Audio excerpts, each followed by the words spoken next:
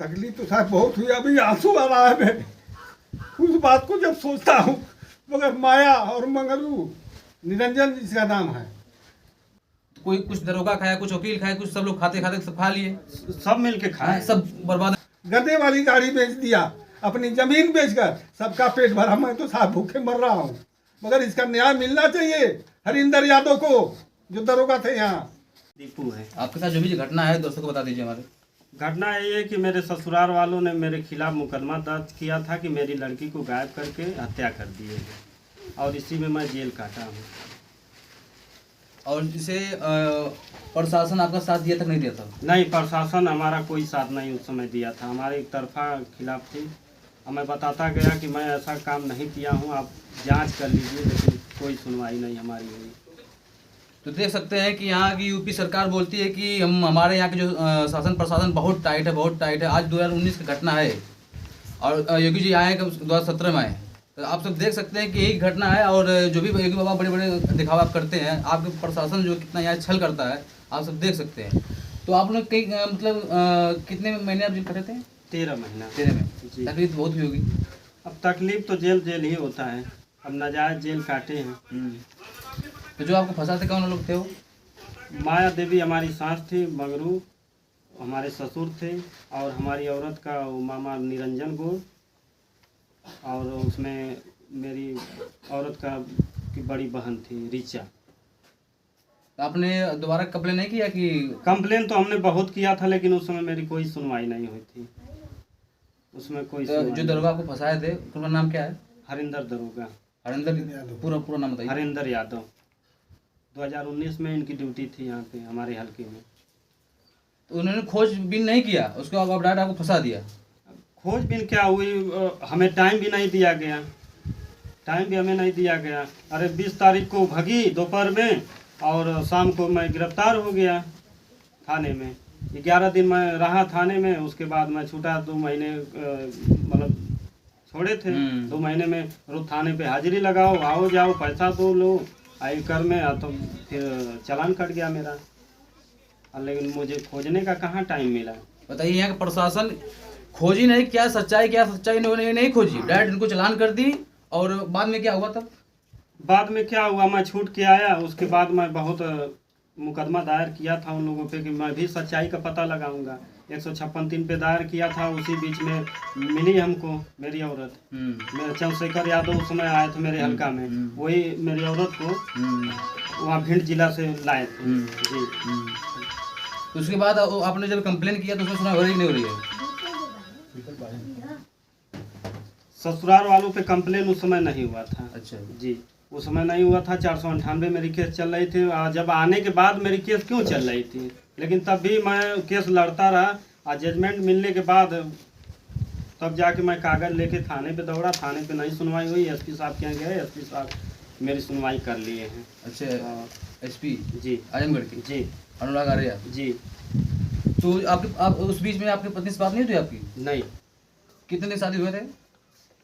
शादी तो मेरी 2019 11 तारीख और 6वां महीना जून में हुई। घटना कब हुई? घटना ये सितंबर का है, 2019 का। आप सब देख सकते हैं कितनी दर्दनाक इनके साथ घटना हुई, और बिना कुछ किए इनको 13 महीने जेल में रखा गया। तो जो दरोगा यहाँ के हैं वो इसमें है कि नहीं है? नहीं, इस समय नहीं है। एसपी आजमगढ़ से आपने अनुरोध है कि जो यहाँ के दरोगा हैं हरिंदर यादव कम से उनको कार्रवाई कीजिए, क्योंकि उन्होंने बिना जांच किए इनको 13 महीने जेल में रखवा दिया, और लास्ट में सच जो था बाहर आया। तो आप लोग आप कंप्लेन नहीं दोबारा किया कि हमारे साथ जिस तरह आप लोग फंसाए उस तरह हम भी फंसाएंगे आपको? हमने कंप्लेन बहुत किया था, कागज भी रखा गया है, लेकिन कोई सुनवाई नहीं हुई हमारी। आने के बाद भी नहीं सुनवाई हुई है। वो गवाही दे के उसको छोड़ दिया गया। 498 364 DB 3/4 यही सब लगा था केस में। 498 मेरा चल रहा था, 364 हट गया। और 498 हटने के बाद जजमेंट मिला मुझे। जजमेंट मिलने के बाद तो मैं कागज लेके दौड़ा हूँ। इन लोगों पे सख्त सख्त कार्रवाई की जाए।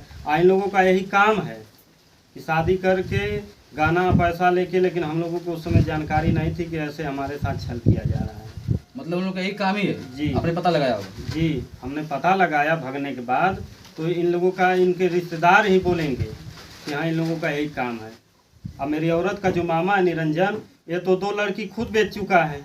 वो तो भागने के बाद हम लोग पता जब लगाने लगे तब ये पता लगा कि ये तो 2 लड़की खुद ही बेचा है इटावा में। तो इटावा में ही हम लोगों का पूरा संदेह हो गया कि इटावा में ही मेरी औरत है।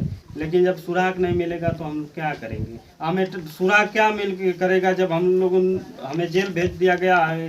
मेरे पिताजी मतलब कहाँ कानून जाएंगे? खुद साथ आपका नहीं दे रहे थे उसमें, तो मतलब क्या है? अब मतलब तो वही सब लोग जानेंगे क्या मतलब था। अब मेरी सास और दरोगा में कुछ मिली भगत रही होगी। बताइए, तो कितना प्रशासन आपका पैसा लिया था उसमें? पैसा तो अब बहुत कुछ मेरा चला गया, अब कितना हम बताएं। बता दीजिए कुछ, मेरा जो भी सच्चाई है खुल के बताइए।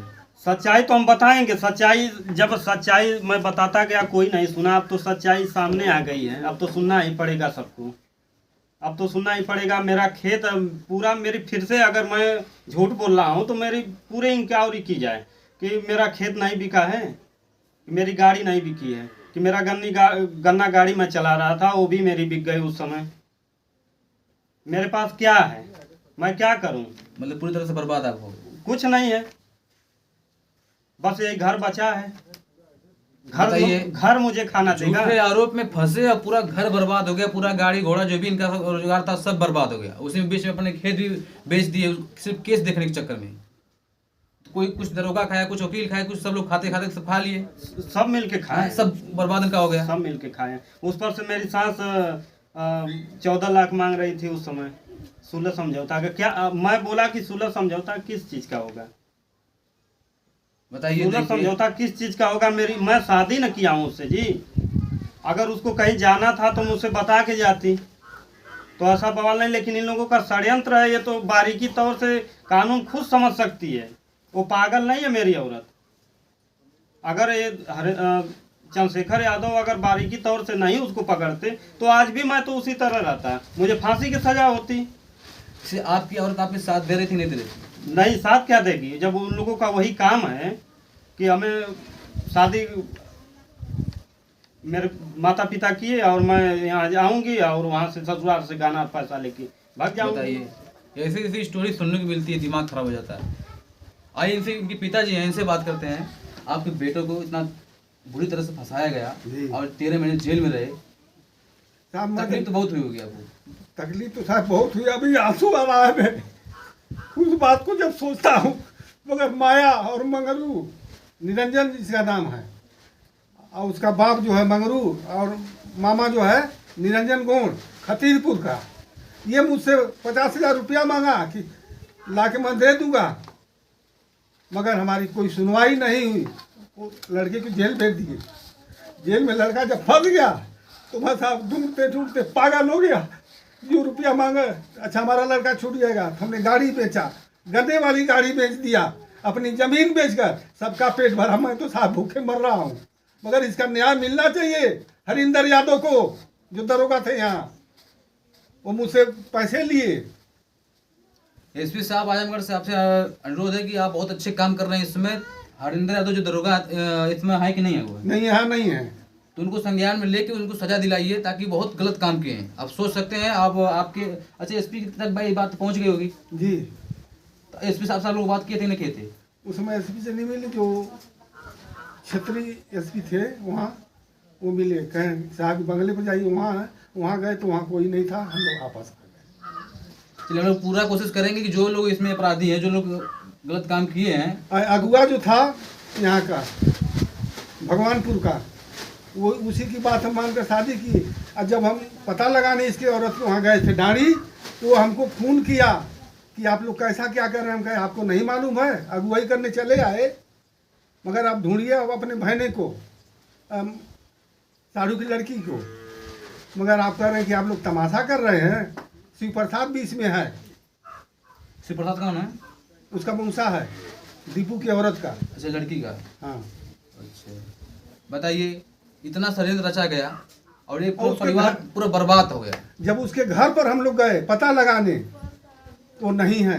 बताइए, इस मासूम भाई की जिंदगी लेके अपने गुलछर्रे उड़ा रहे हैं। कहाँ उड़ा, इसमें कहाँ पाई गई है? भिंड जिला में। भिंड जिला में। बताइए, अपने वहाँ गुलछर्रे उड़ा रही है या उनका पूरा परिवार बर्बाद हो गया? ऐसे लोग धरती पे कैसे आ जाते हैं समझ में नहीं आता।